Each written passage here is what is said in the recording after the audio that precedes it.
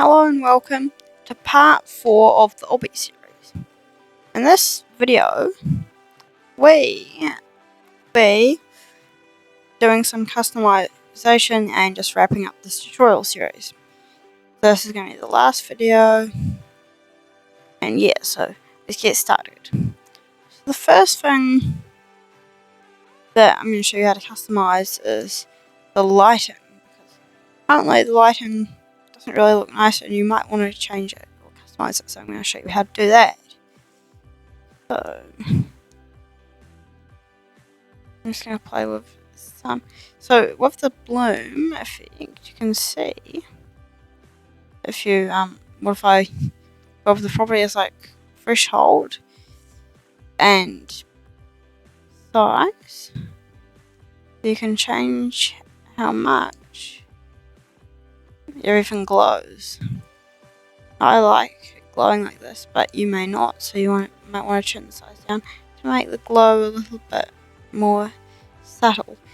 But I really like glow, so I'm just going to leave it how it is.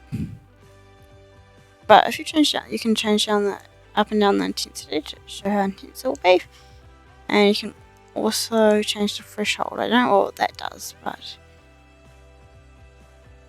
it looks like if you turn it up, then all the colours stop being bloomed, but if you turn it down, it's much better. So I'm just going to leave it like this. And another thing I'm going to change with my lighting is ambient, because I think my cave is a bit too bright for a cave. I'll let it be dark. Oh, okay, that's quite ugly. So I'm actually going to turn my ambient a bit up. But what I am going to turn down is my outdoor ambient. Let that be much. Not sure why that isn't working. But anyways, you can change down the lighting's brightness, and it will give us this beautiful effect we have here, combined with the bloom and brightness. Gives this beautiful neon kind of effect. So I actually really like this. You can leave it, and maybe I'll turn down the bloom a bit, because otherwise it is a bit too intense. So you definitely want your cave to be dark, because, well, if you're doing the cave theme, and you can change the sun rays.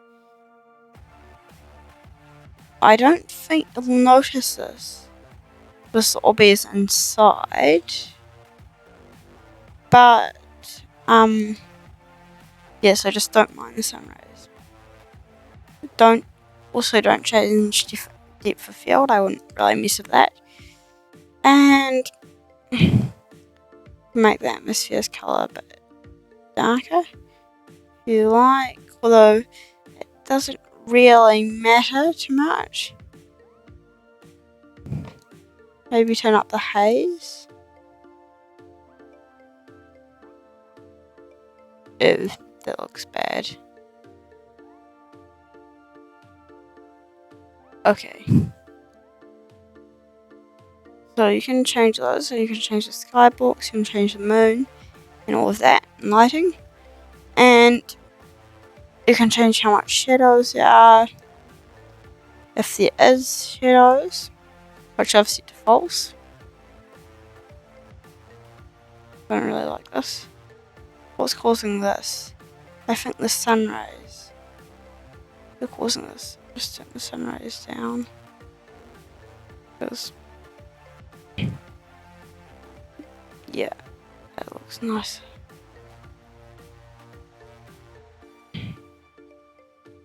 Maybe turn the bloom down a bit, even more. Because, yeah, that looks good. So I'm just going to be done on my lighting. You can change your lighting up if you want, but I'm just going to leave my lighting how it is. So, if we continue, just going to add in a part, and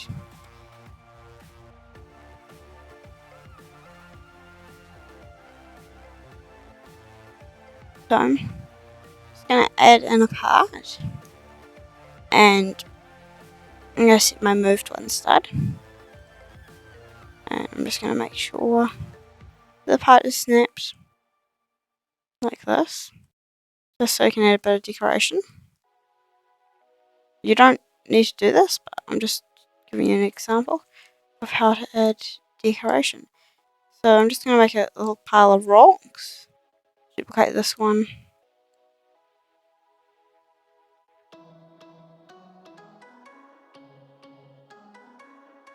a little heap of rocks.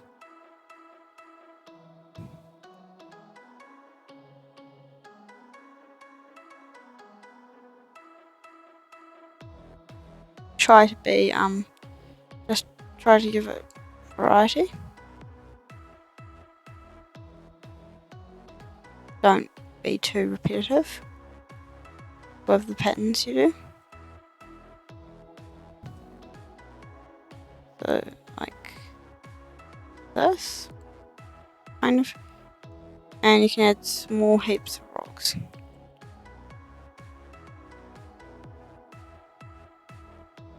Like that. And smoky grey is the colour that you want to use for your decorations, because it matches the walls. So that colour there, smoky grey, which will match all of those. Yeah, nice. So I forgot that one. It's the other one, smoky grey. So that's how you add in some decorations like that. And so just use parts and use the snapping of one stud. So what you also might want to do is add a few more sections to the obby. And so if you select, just going to select, what part have I got? This one here, and I'm just going to scale it out. Just an example. Down, and just as an example, and I'm just going to grab this one, I'm going to just duplicate it, and I'm just going to drag it all the way over here, place it here, and I'll use the scale tool to do that, and I'm just going to make a checkerboard pattern.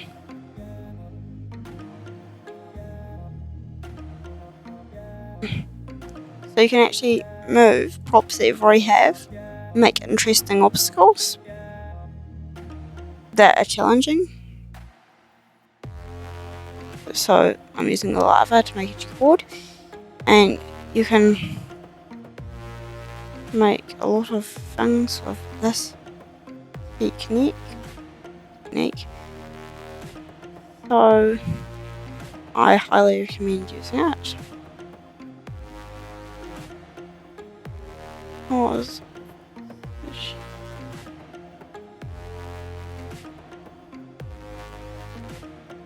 There we go. And I'll actually just select the walls, and I'll also use the scale tool. All them along.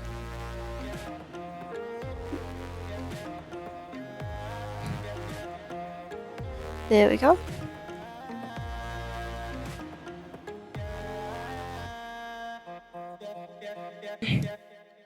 And you can keep doing that. Make one more. Oops. I just didn't make that too lined up.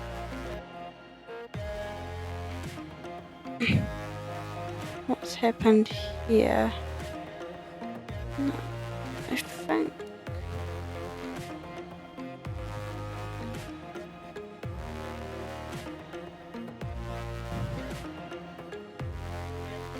Yeah, it's good. It's all aligned. Just like that. It needs to go one more stud, and it needs to go one. Oops. what's happening here. Just use the move tool. Be simpler.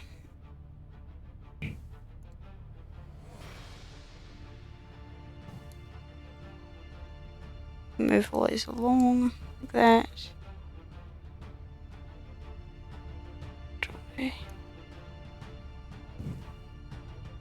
And you can just put these out. And sometimes they might be a little bit uneven, but you can try to stop it. And then you just need to select a little more. And you can just duplicate them, move them along, do that again. I'll just, no, I can't box select because just do that, selecting all of these.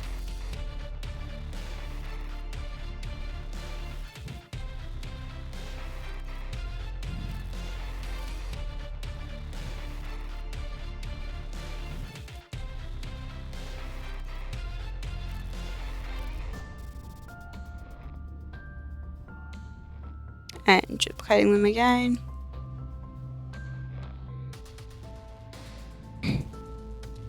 Now making this other part long enough, I'll just close down that.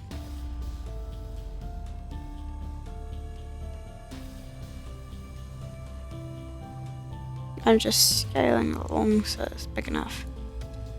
There's endless possibilities to what you can do with all of these obstacles combined. So with the spinner, the swinging platform, and the bounce pad, you can create amazing things.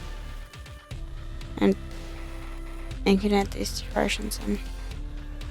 I think I forgot to anchor these. So I'll quickly do that because that definitely needs to be done.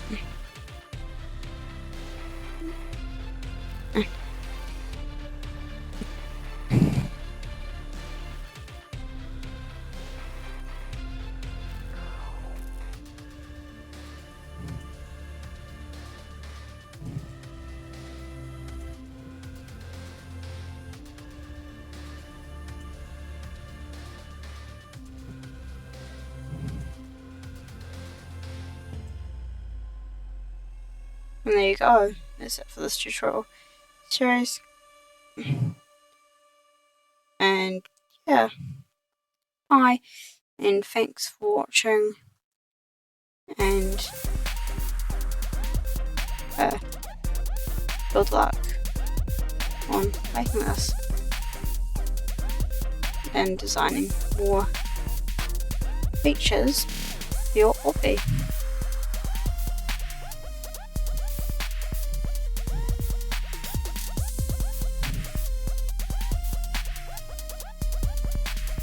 Bye, and thanks for watching.